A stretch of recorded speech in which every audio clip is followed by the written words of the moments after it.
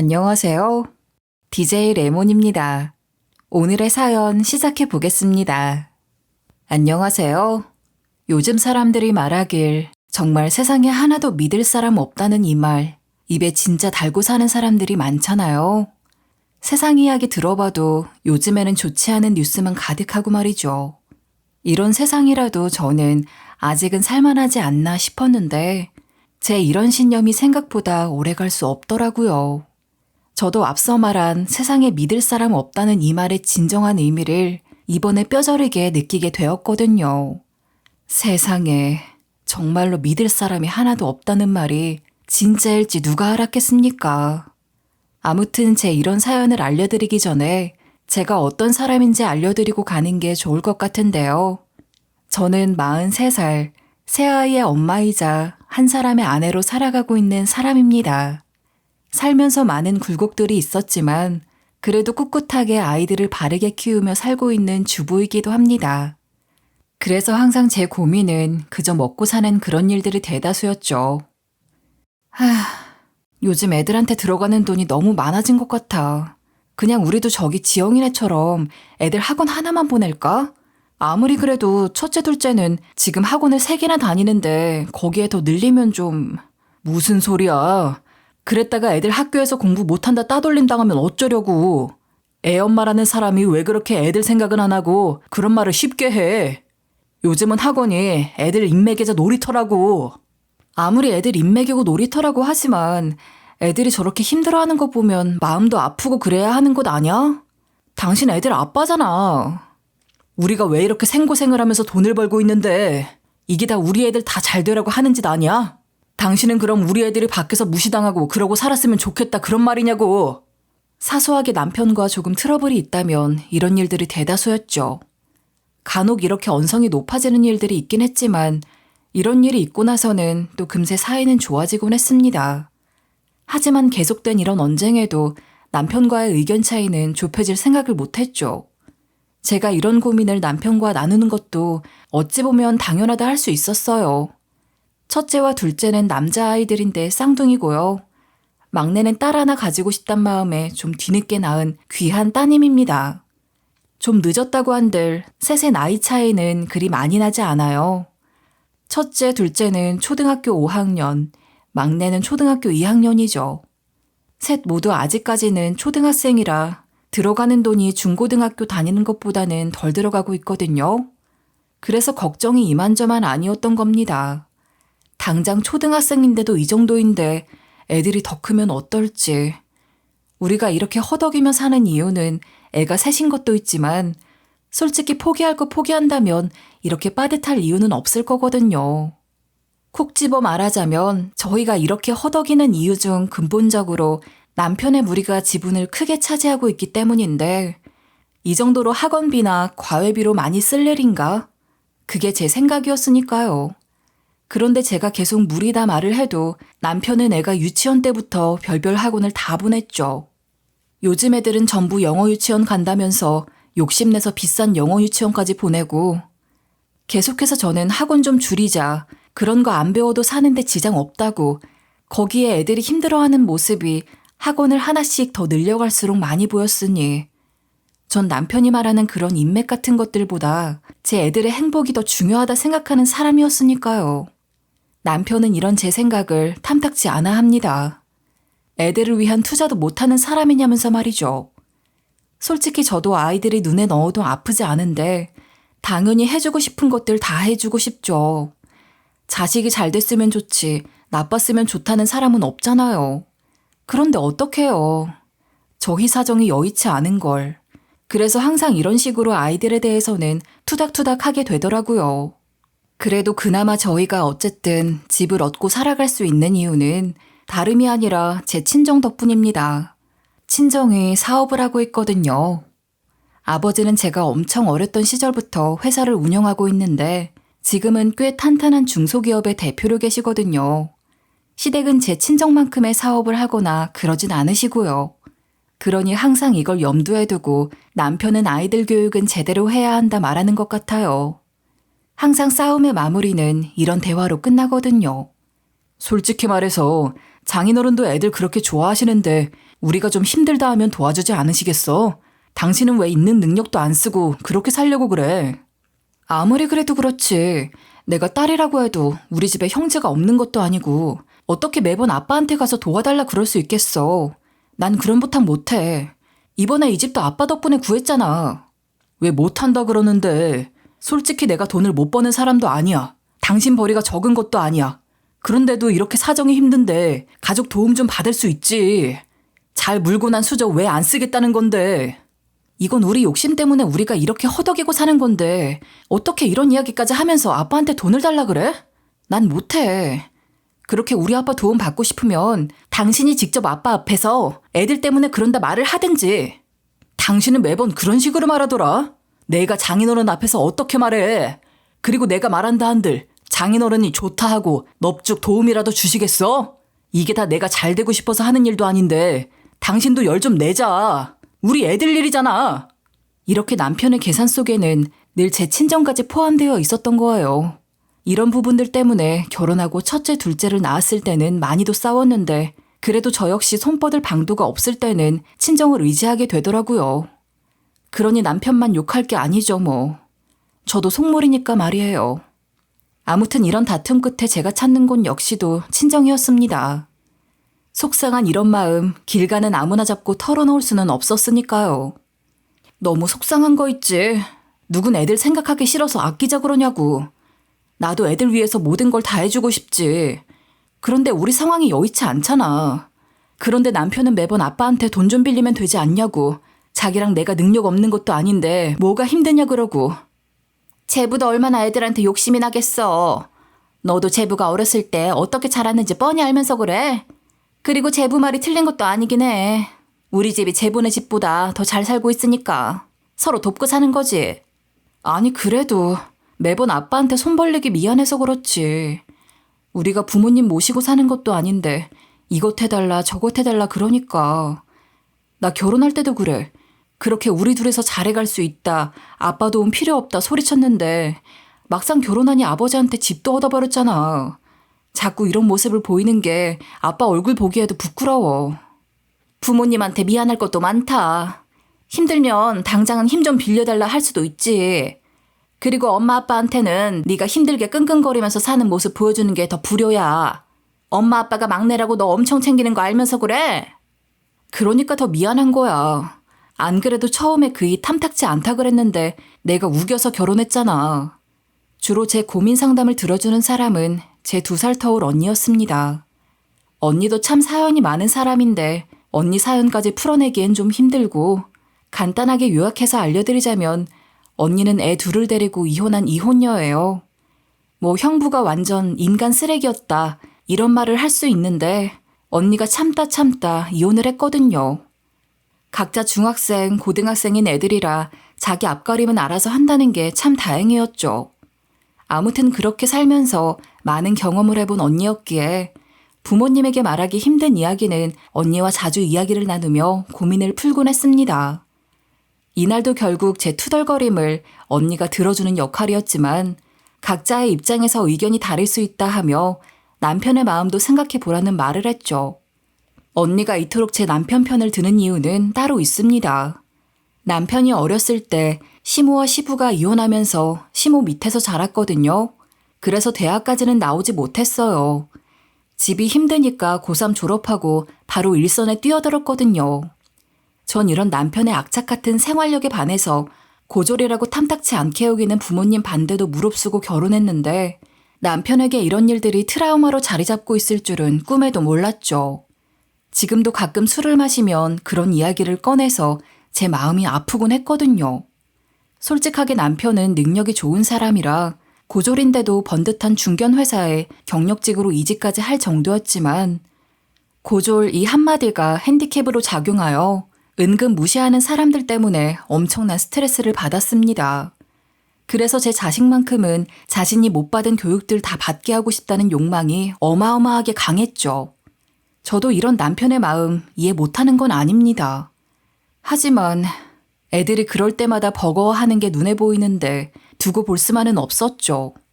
그래도 자기가 그렇게 공부 못했다고 애들한테까지 공부하라고 이렇게 시키는 건 애들이 불쌍하잖아. 아무리 내 자식이 뛰어났으면 좋겠다지만 사람마다 다 적성이 있고 할 줄 아는 게 다른데 이 사람은 매번 무조건 1등을 해야 한다고 애들한테도 엄하게 다그치고 그런다고. 난 전혀 그러고 싶지 않은데 분위기 맞춰야 하고 너무 스트레스야. 방금도 말했지만 본인이 얼마나 공부하고 싶은 마음이 컸으면 어른이 된 지금도 그때 일을 얼마나 후회스러우면 그러겠어. 괜찮아. 애들 중학교, 고등학교 올라가서 각자 생각 가지기 시작하면 지금 같은 일도 잦아들어. 어차피 요즘 애들은 부모 말 듣지도 않거든. 우리 애들 좀 봐. 언니 말에 입장을 바꿔보면 이해는 가지만 그래도 제가 애들 생각을 안 낸다 이런 말을 듣는 건 너무 섭섭했어요. 그래도 같이 아이들 키우고 있는 부부였으니까요. 다만 이 점을 빼고는 정말 100점짜리 아빠의 남편이었으니 거의 대부분 제가 져주곤 했던 거죠. 이날도 결국은 제 한숨으로 하루를 마무리했습니다. 그런데 열심히 일하던 남편은 이번 경제 위기로 인해 회사에서 구조조정을 당하게 됐어요. 이유인즉 회사에서 요즘 그 유행한다는 AI를 사용해서 남편이 하던 일들을 대체해보겠다 그런 생각을 가진 것 같더라고요. 남편도 물론 회사에 갑자기 이런 식으로 나오는 게 어디 있냐 하면서 해고만은 피해보려고 안간힘을 썼지만 결과는 좋지 않았습니다. 개인이 어떻게 회사를 힘으로 이길 수 있겠어요? 오히려 더 빨리 퇴사하라 종용만 당했죠 뭐. 그러니 집안 상황은 막막해졌어요. 애들 교육비로 나가는 돈이 이만저만 아니었고 벌던 벌이는 거의 반토막이 나버렸으니 말이에요.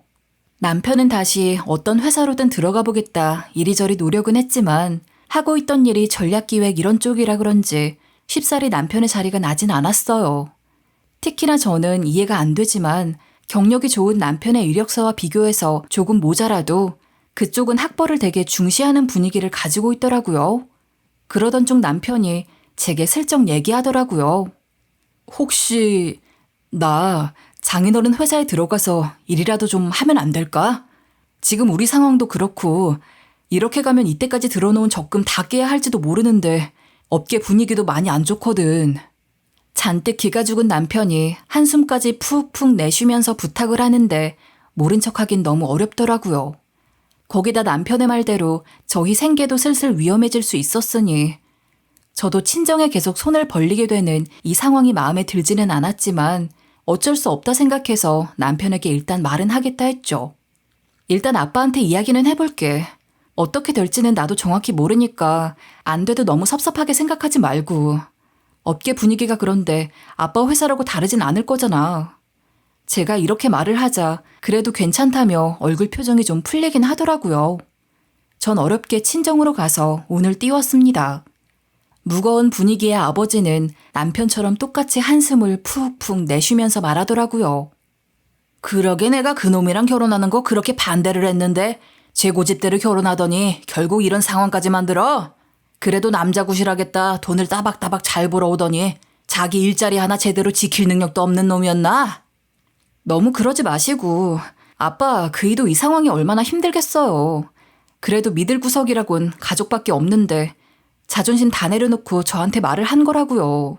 그러니 긍정적으로 좀 생각해 주세요. 그래. 일단 나도 긍정적으로 생각은 한번 해보마. 그래도 딸 자식 남편 놈을 백수로 만들 순 없지. 그러니 이력서라도 회사 쪽으로 보내라 사위한테 이야기는 해놔. 나도 체면이 있지. 아무것도 없는 놈한테 자리 하나 떡하니 맡길 순 없잖니. 말은 남편을 밉상이다, 능력도 없는 놈이다 하면서도 아빠는 남편을 고용하는 방향으로 생각을 하는 것 같더라고요. 이력서를 넣으라는 말도 대충 형식은 갖추자 이런 말이었으니 그래서 전 아빠가 긍정적으로 생각해 주시는 것 같다 남편에게 말을 했죠. 남편은 정말 뛸 듯이 기뻐했어요. 살면서 남편이 이토록 환호하며 좋아한 적이 있나 싶더라고요.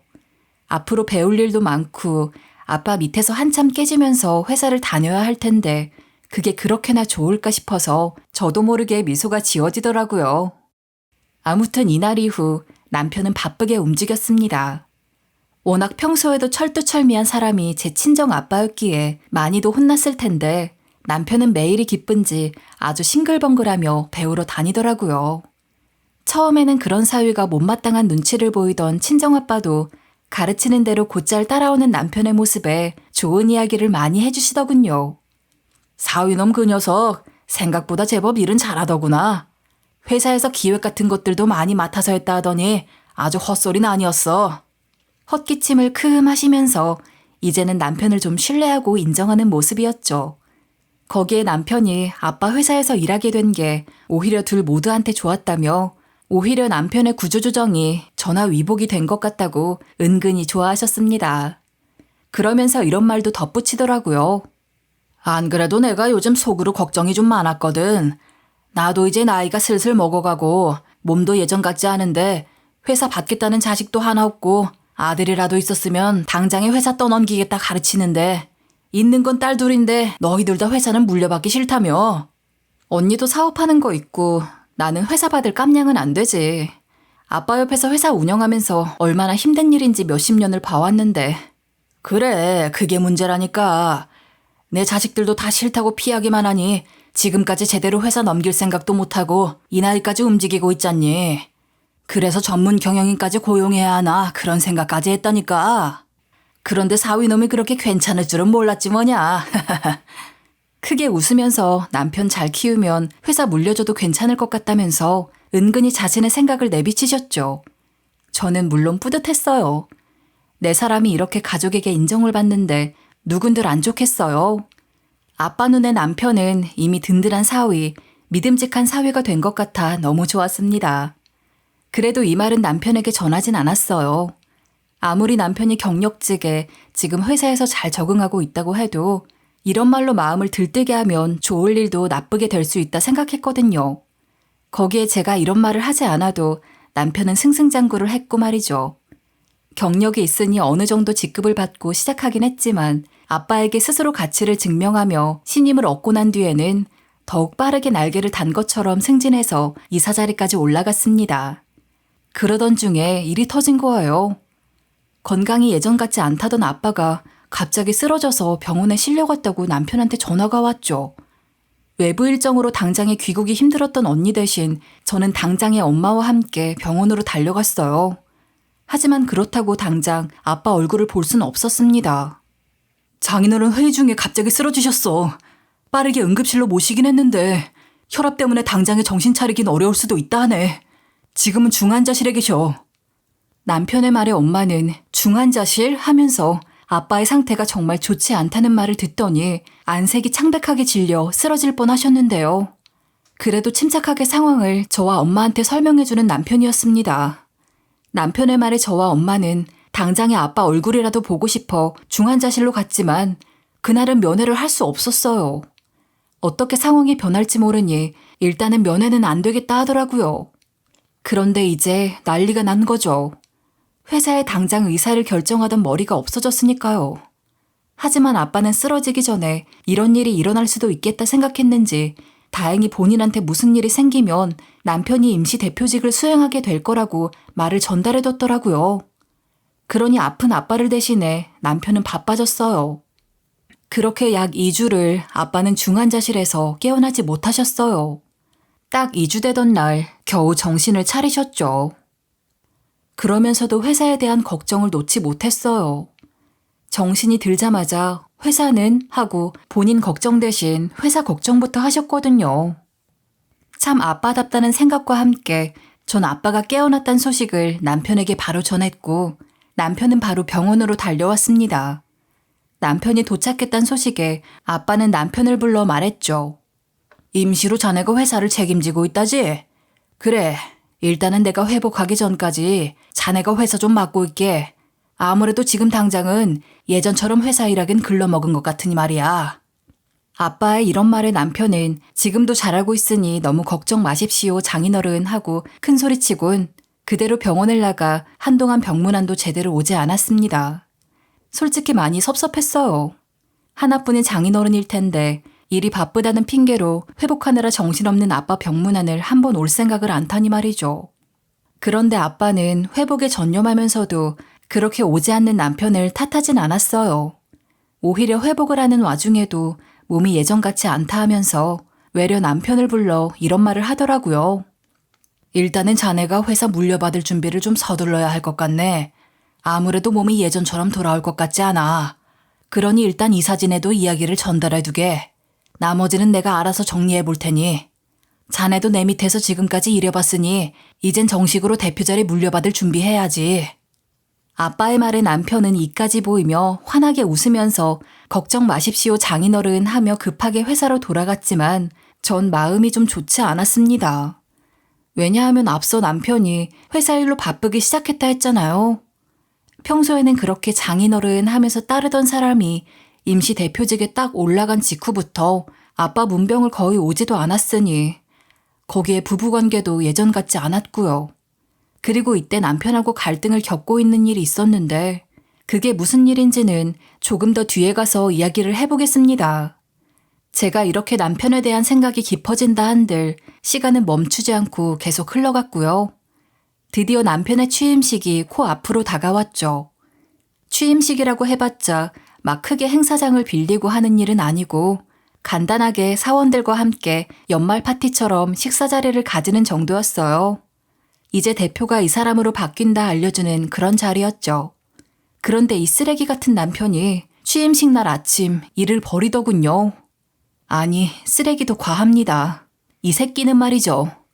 아빠가 대표 자리에 올려줬더니 이제는 저란 인간은 필요 없다고 이혼 소장을 던지는 게 아니겠어요? 이게 뭐야? 당신 정말로 나랑 기어코 이혼을 하겠다고? 정말 이런 식으로 나오기야? 아빠 이제야 회복하고 계셔. 그런데 이 상황에 나랑 이혼을 한다고? 제정신이야 당신? 당연하지.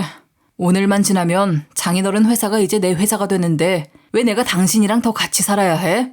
대표가 되었으니 그에 걸맞게 새 마누라도 찾아야지. 대표들 모임에 가면 마누라들도 다 쟁쟁한 사람들인데 당신 같은 사람이 내 옆에 있으면 급이라도 맞겠어? 이게 바로 제가 남편과 그간 겪고 있던 갈등이었습니다. 사실 남편은 임시 대표직을 맡던 그 시점부터 부부 사이가 소원해지면서 결국 아빠가 대표직을 물려주겠다 말을 하자 계속 이혼을 청해왔거든요. 저는 당연히 안 된다 그랬죠. 그러면서 당신이 병원에 병문안도 제대로 안 가고 그러고도 아빠한테 대표직 받을 생각하면서 나랑 이혼까지 생각해? 당신이 사람이야? 하고 말을 하니까 한동안 얌전한 척하다가 취임식 당일이 돼서 아침부터 이렇게 이혼 소장을 던진 겁니다. 그래서 전 말했죠.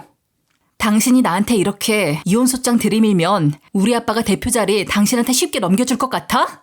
맞는 말이잖아요. 아무리 그래도 아직 대표 자리에 앉은 것도 아닌데 아주 오만해져서 저한테 이런 행동을 한다니 말이에요.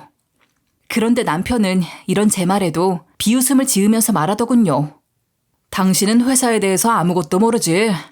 난 이미 대표직에 올라간 거나 다름이 없어요. 오늘이 지나면 장인어른, 아니 당신 아버지 회사 내 거라고 이제. 그리고 지금 와서 해임하겠다 말을 해도 이사진들이 듣지도 않을걸. 내가 아무런 안전장치도 없이 당신하고 이혼하겠다. 이렇게 종이 쪼가리까지 던지는 줄 알아? 그러니 좋게 해결해. 당신도 내가 주겠다 할 때 받고 떠나는 게 더 이득일 거 아니야. 난 새롭게 예쁘고 참한 마누라 얻어서 다시 인생 시작할 생각이니까. 남편이 이렇게 쏘아붙이자 저는 쉽게 말이 정리되지 않더라고요. 그래서 그런 남편을 째려보며 속으로 생각했습니다. 오늘 취임식이 네가 원하는 대로 호락호락하게 잘 넘어갈 생각은 꿈에도 꾸지 마라 하고 말이에요. 그리고 시간이 지나 회사 취임식이 시작하는 시간이 되었고 역시나 예상대로 남편은 아주 기고만장해져서 거만한 태도로 대표의자에 앉아있더군요. 거만한 그 태도에 저는 어이가 없어서 혀를 차면서 아빠와 함께 취임식이 이루어지는 회장으로 들어갔습니다. 그러자 남편은 경악한 얼굴을 하더군요. 당연히 놀랐겠죠. 엊그제까지만 하더라도 제대로 일어서지도 못하고 남의 도움을 받아 휠체어 타고 다니던 양반이 멀쩡하게 걸어 들어왔으니 말이에요. 거기에 아빠는 오늘 취임식에는 참석이 어려울 것 같다 남편에게 미리 말을 전해둔 상황이었거든요. 하지만 여기서 반전이 있습니다. 이곳 취임식 회장에서 놀란 사람은 남편 단 하나뿐이라는 사실이었죠. 다른 사람들은 다 아빠가 이렇게 들어올 걸 알고 있었거든요. 그러니 남편은 태연하게 아빠를 보는 사람들의 태도에서 뭔가 분위기가 이상하게 흘러간다는 걸 그제야 눈치를 챈 겁니다. 그리고 전 마지막 피날레를 날려주었죠. 어때?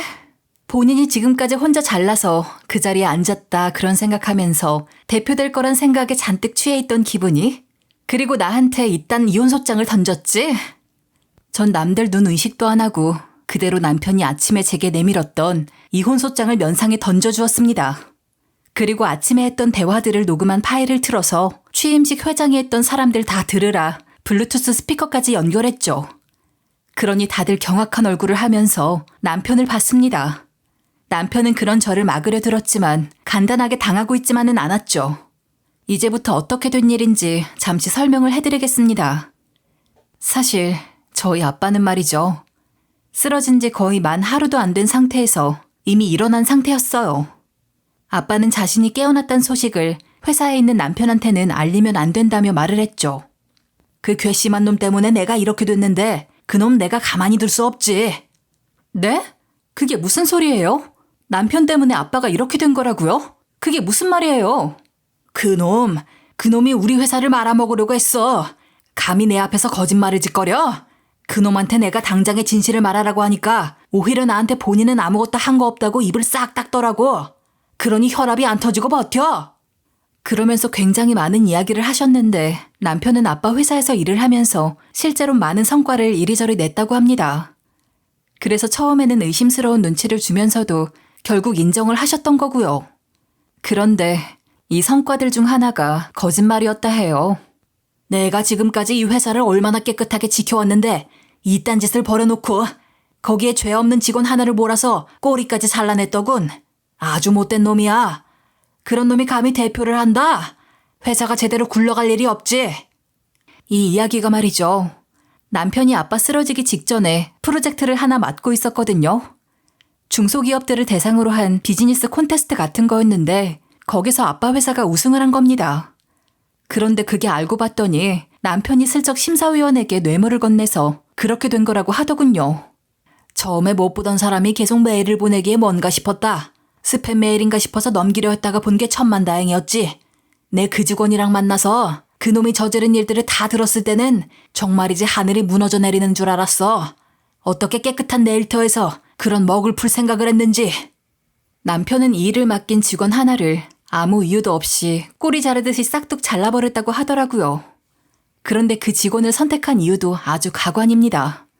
그 직원한테는 책임질 가족이 있었는데 당장의 수술이 필요한 상황이 돼서 돈이 많이 급했던 상황이라고 해요. 그걸 어떻게 남편이 들었는지 슬쩍 이 직원한테 같이 일을 하자 말을 건넨 모양이더라고요. 그러면서 돈까지 적당히 쥐어줬다 하네요. 그런데 이건 몰랐겠죠. 그 직원이 이런 일만 없었으면 정말 정직한 사람이었다는 걸 말이에요. 무슨 고발 어쩌고 하는 내용이라 처음엔 무슨 이야기인가 했더니 아주 증거들을 여기저기 다 뿌리고 다녔더라. 그 직원이 자기 통장까지 보여주면서 그놈 이름까지 딱 보여주는데 내가 얼마나 혈압이 올랐는지 아니? 그 자리에서 안 쓰러진 것만 해도 천만다행이야. 항상 청렴을 모토로 본인의 신념을 바탕으로 강직하게 회사를 운영하던 아빠였기에 이번 일로 인해 회사에 오물이 묻은 것 같아 극대노를 하셨죠. 본인 자부심에 상처를 입은 것은 물론이고 이게 외부에 슬쩍이라도 알려지기라도 하면 회사 이미지에 큰 타격을 줄 수 있는 일이기도 했고요. 사안이 사안이라 아빠는 당장에 남편을 호출해서 따져 물었대요. 잠깐 외근을 나가 있던 남편이 당장 들어오라는 아빠의 엄포에 어리둥절하면서 대표실에 들어왔다는데 안 그래도 혈압을 조심해야 하는 아빠였는데 그런 아빠가 뻔히 왜 불렀는지 알면서도 남편은 이런 태도를 했다 하네요. 자네 내가 왜 불렀는지 아나? 아마도 알겠지. 어떻게 모를 수가 있겠어? 네? 당연히 이번에 새로 맡기신 프로젝트 건 때문에 부른 거 아닌가요? 그 일이라면 어제 서류까지 다 처리해서 장인어른 메일로도 다 보내드렸지 않습니까? 제가 일 처리 하나는 확실히 빠르게 하잖아요. 순간 아빠는 이런 남편의 모습을 보고 혈압이 상당히 오르셨다고 해요. 분명히 이놈의 자식이 다 알고 있는 게 눈에 뻔히 보이는데도 능숙하게 거짓말을 내뱉는 그 혀를 보고 지금까지 본인이 속았구나 싶었다더군요. 그러니 남편의 순진한 척하는 태도에 아빠는 무심결에 오른 혈압 때문에 뒷목을 잡고 쓰러지신 거예요. 그런 남편이 뻔뻔스럽게 회의 중에 쓰러지셨다고 저희한테 설명을 했던 거고요. 아무튼 이런 말을 하면서 아빠는 병원에서 깨어나셔서는 남편이 지금까지 했던 일들도 전부 의심스럽다면서 좀 조사를 해봐야겠다 하면서 일단 본인이 깨어난 사실을 남편에게 전하지 말라 한 거죠. 어차피 이 병원 원장도 아빠 친구였으니 남편을 속이는 건 어렵지도 않을 거라면서 말이에요. 저는 그런 혼란스러운 와중에도 일단 아빠의 말에 알겠다 하고 들키지 않으려 노력을 하자 생각했었는데 그런 제 생각을 아주 우습게 만든 건 남편이었어요. 앞서 말했죠. 남편이 임시 대표직에 앉은 후로 아빠 병문안은커녕 짧은 시간 내로 거만해져서 대표 자리를 물려주겠다는 아빠의 말까지 나오자 이혼 이야기까지 가볍게 꺼내기 시작했다고요. 그러니 저도 아빠가 했던 말에 믿음이 가더라고요. 처음엔 그래도 내 남편이니 그럴 리 없다 생각했는데 아빠가 회복이 어려울지도 모른다는 말 하나에 그 대표직이라는 자리 하나에 사람이 이렇게 달라지다니. 그러니 그때부터는 저도 아빠를 도와야겠다 생각했죠. 사실 그 이혼이라는 단어가 나오기 전만 하더라도 전 끝까지 남편을 믿으려고 했습니다. 물론 남편이 잘못한 건 사실이니까 아빠가 조사해보겠다 하는 걸 막지는 않았지만 아빠한테 인정받고 싶은 마음에 그런 잘못된 일을 저지른 건 아닐까 그런 생각을 했거든요. 남편은 평소에도 워낙 잘해야 된다는 강박에 시달리던 사람이었으니 최고의 아이들로 키우겠다면서 저희 애들을 학원 뺑뺑이 돌린 것만 봐도 딱 보이잖아요. 그래서 뇌물을 먹였다는 소식을 들었을 때는 남편에게 실망했지만 차라리 아빠한테 잘못했다고 빌고 못한 건 고치면 될지도 모른다는 생각까지 했죠. 아빠 병문안도 등한시하고 저에 대한 태도도 예전보다 무심했지만 말이에요. 그 모든 건 남편이 임시 대표직으로 바빴으니 그런 거라 그렇게 이해하고 넘어가려고 했어요. 저 역시도 그런 남편에게 서운한 걸 티내고 그랬는데 오히려 남편이 제가 이해를 못해준다는 식으로 나와서 잠깐 다투기도 했거든요. 말이 좀 길어졌지만 아무튼 평소와 많이 달라진 남편의 태도에 많은 고민을 했던 탓인지 몸이 좋지 않아 회사에 반차를 내고 집에 들어오게 된 날이 있었어요. 만약 그날 그 자료를 발견하지 않았더라면 말이죠. 전 지금까지도 남편에 대해 좋게 해결해보자 생각했을지도 모릅니다.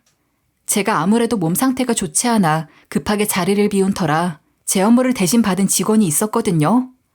그 직원이 퇴근한 저에게 자료 하나를 넘겨달라기에 남편의 서재에 들어가서 컴퓨터를 켜 아픈 몸을 끙끙 끌면서도 회사에 자료를 보냈죠. 물론 저도 회사에서 지급받은 노트북은 있었어요. 그런데 앞서 말했듯이 몸이 영 좋지 않아 반차를 내고 집으로 왔던 거라 그만 회사에 제 노트북을 놔두고 온 거예요. 그러니 어쩌겠어요.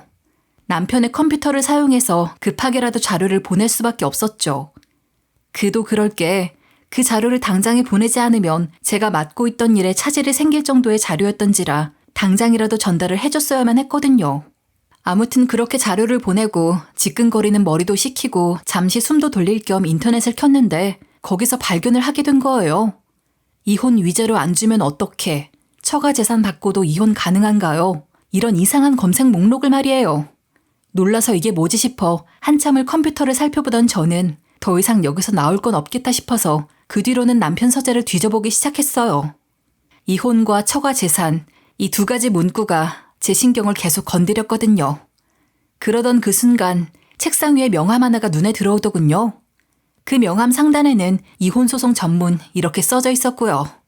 저는 마음이 쿵 하고 내려앉았죠. 이 사람이 나랑 이혼을 준비하는구나 하고 말이에요. 그래도 놀란 가슴 진정시키고 그냥 저랑 싸우다가 홧김에 찾아본 것들일 수도 있겠다 생각하며 퇴근 후 돌아온 남편에게 침착한 말투로 그 명함을 들이밀었어요. 이 명함 뭐야? 당신 서재에서 발견했어. 당신 나랑 이혼할 생각하고 있어? 대체 왜? 제가 이렇게 질문을 던지자 남편은 되려 성질을 부리면서 이런 변명을 하더군요. 하지만 제가 남편이랑 산 세월이 있잖아요. 당황한 표정을 보니 딱 알겠더라고요. 이게 거짓말을 하고 있구나. 당신은 왜 남의 서재에 함부로 들어가서 그런 거 발견하고 그래? 그냥 지인들이랑 술자리 갔다가 우연히 소개받은 사람이 이혼 전문 변호사였을 뿐이야. 서로 명함 교환해서 받은 건데 갑자기 이렇게 생사람을 잡아. 그래? 그런데 당신 왜 그렇게 과민 반응해? 그러면 그 지인들이랑 있다던 술자리 도대체 언제 있었던 건데? 요즘 당신 회사 일 때문에 너무 바빠서 시간도 없다면서. 저번에 내가 말했잖아. 3일 전인가 그때 일 끝나고 친구들이랑 모임 가지기로 했다고. 당신도 기억 못하는 일, 이거 하나 때문에 내가 이렇게까지 일일이 기억하느라 머리 아파야겠어? 이제 의심 해결됐지? 나 피곤해서 먼저 들어간다. 그런데 이건 새빨간 거짓말이었죠. 왜냐하면 3일 전에는 아무 일도 없었거든요. 오히려 이틀 전에 친구들도 아니고 거래처랑 술자리 간다고 늦게 온 날이었죠. 3일 전에는 남편이 저녁 9시쯤 들어와서 일 끝나고 너무 피곤하다며 일찍 씻고 자리에 누운 날이었어요. 전 일부러 그런 말을 하면서 문을 쾅 닫고 침실로 들어가는 남편을 붙잡지 않았습니다. 내가 오해했나 보네 하면서 순순히 넘어가는 척을 했죠. 그리고 이 사실을 아빠한테 가서 전했습니다. 아빠는 안 그래도 남편의 성과를 조사하던 중에 남편의 미행을 시켰다며 그 결과를 보고받던 중이더라고요. 정말 거기에는 이혼 전문 법률사무소 들락날락거림, 대표님 쓰러지고 난 직후부터 사모님과 이혼 준비하는 듯 이런 내용이 있더군요. 그제야 저도 깨달았죠. 이 인간을 절대 가만히 둬서는 안 되겠다 하고 말이에요. 그래서 아빠한테도 이 새끼 절대 가만히 안 둬 하고 말을 했습니다. 이리하여 아빠와 저의 남편 조직의 프로젝트가 시작된 거예요. 아빠가 깨어나고 일부러 2주 만에 간신히 의식을 되찾은 척을 하며 그 사이에는 상당히 많은 남편의 조사가 이루어졌죠. 그리고 증거들이 한자리에 차곡차곡 쌓이기 시작할 때 남편을 불러 말했던 거예요. 너한테 임시 대표직 맡길 테니 일 좀 잘 처리하라고 말이죠. 거기에 조만간 정식으로 대표 자리에 올릴 테니 그때까지 잘하고 있으라면서 남편을 부추기는 것도 잊지 않고요. 남편이 좋아 죽는 동안 저와 아빤 바로 밑그림을 그리기 시작했어요. 하나씩 쌓이던 증거들이 조각 퍼즐처럼 맞춰지기 시작했을 무렵 취임식 날짜에 대한 이야기를 꺼냈고 본인은 건강 때문에라도 참석이 어려울 것 같다 말이죠. 물론 이 상황에도 남편은 회사가 오롯이 본인 것이라 이 사진도 잘 구슬렸다 생각하고 있었을 겁니다. 이혼을 하고도 대표 자리에서 내려오지 않으려면 이사회가 자기 편이어야 하거든요. 그래서 의사들에게 접근해서 매수까지 하려 들었죠. 실제로도 본인은 매수를 했다 생각했을 거고요. 하지만 말이에요. 이건 다 아빠가 그려놨던 밑그림 중 하나였어요. 이미 아빠가 회사 내에 남편을 제외한 이 사진들에게 상황을 다 전달했거든요. 그래서 이놈을 가만두지 않기 위해서라도 그놈 하는 짓에 말 좀 맞추고 있으라 말이죠. 취임식 이야기가 나올 무렵부터는 거의 이혼은 확정인 것처럼 저한테 노골적으로 대놓고 이혼 거리기 시작했어요. 그리고 아침에 그렇게 이혼 소장을 받은 저는 당황한 티를 내면서 연기를 시작했던 거죠. 이 한순간을 위해서 말이에요. 남편은 지금까지의 상황을 간략하게 전해 듣고는 얼이 빠진 사람처럼 보였습니다. 당연히 그랬겠죠. 자기는 능력 있는 사람이고 이 사진들 잘 구워 삶아서 이혼 후에도 대표 자리를 잘 유지할 수 있을 거라 생각했을 테니까요. 아마 모르겠지만 저와 아빠가 그렇게 등장했을 때 뒤통수가 얼얼해도 한참 동안이나 얼얼했을 겁니다. 그 이후로는 어떻게 되었냐고요? 당연히 저는 역으로 남편에게 이혼 소송을 걸었고요. 저희 집안 도움을 하나도 얻지 못하는 남편은 아무것도 못하는 무력한 인간이었죠. 지금까지 제 친정 도움으로 어떻게든 살아온 주제에 뒤통수 치고 거기에 이혼 이야기까지 당당하게 꺼냈었으니 괘씸해서라도 좋게 봐주지 않으리라 마음을 단단하게 먹었거든요. 전 아빠가 이혼 전문 변호사를 몇 명이나 붙여서 절대 남편이 이길 수 있는 구석을 하나도 남겨놓지 않았고요. 남편은 그간 본인이 했던 행동들에 대한 대가를 치러야만 했죠. 아이들 관련해서 양육권은 물론이고 지나친 아이들에 대한 교육을 빌미로 애들에 대한 면접 교섭권까지 박탈할 수 있었습니다. 아이들에게는 아빠가 나쁜 짓을 저질러서 할아버지가 크게 화가 났다. 그래서 앞으로는 아빠 보기 어려울 거라 돌려서 설명을 했는데요. 그간 말을 못해서 그렇지 아빠가 강압적으로 시킨 일 때문인지 이런 결과들을 아주 스무스하게 받아들이더라고요. 천만 다행이었죠. 어른들 일에 제 아이들이 상처받는 건 싫었으니까요. 어쨌든 남편은 그간의 노력은 인정받아 본인이 가정해줬던 경제력만큼은 재산 분할로 받아갈 수 있었는데요. 그 외에는 전부 제 친정에 도움이 들어갔던 것들이기에 나머지에 대해서는 한 푼도 재산 분할을 받아갈 수 없었습니다. 거기에 위자료를 3천 정도 제게 줘야 했고요. 이게 끝이 아니에요. 아빠는 잔뜩 화가 나서 남편이 행한 일로 회사 이미지에 타격을 받은 만큼 피해 보상을 요구했고 거기에 남편 놈이 겁도 없는지 회사 자금을 횡령까지 하려 들었던 정황을 발견해서 이것까지 모두 포함해서 재판에 넘겼습니다. 전 남편은 이런 상황에 범죄자 될까 두려웠는지 본인이 받은 재산 분할들 모두 돌려주겠다며 본인은 빈몸으로 나가도 괜찮다. 저희 가족 앞에서 넙죽 엎드려 싹싹 빌었죠. 그렇다고 이 못된 놈을 봐줬냐고요? 그렇진 않고요. 전 남편이 받은 재산들이 그리 많진 않아서 그 부분만 이미지 손실 손해배상으로 받았고요. 나머지 업무상 횡령죄는 그대로 재판에 넘겼습니다. 그래서 들은 바로는 벌금형을 받았다 하네요. 이게 끝이라 생각하셨나요? 천만에요. 다들 기억하시죠? 남편이 회사 명예까지 실추시키려 했던 심사위원 매수건 말이에요. 청렴을 굉장히 중요하게 생각했던 아빠는 남편에게 회사 명예훼손까지 물었는데 앞선 건처럼 벌금형으로 끝나지 않았습니다. 적은 기간이지만 콩밥 좀 먹게 되었거든요. 빨간 줄 그었으니 이제 함부로 나대고 다니지는 못하겠죠? 아무튼 이렇게 제 속 시원한 복수극으로 사연을 마무리해 보았는데요. 끝까지 들어보니 청자님들은 어떤 생각이 드셨는지 궁금하네요. 돈 앞에서는 눈이 먼다고 하더니 옛말은 틀린 게 하나도 없다는 생각을 이번 일을 통해 많이 하게 되었고요. 제 사연의 경험을 통해 저는 지금 아빠 회사를 물려받기 위해 열심히 공부 중입니다. 열심히 깨지면서 말이죠. 어쩔 수 없잖아요. 애들 아빠도 없으니 저라도 열심히 잘 벌어 애들 3명 잘 키워야 하니까요.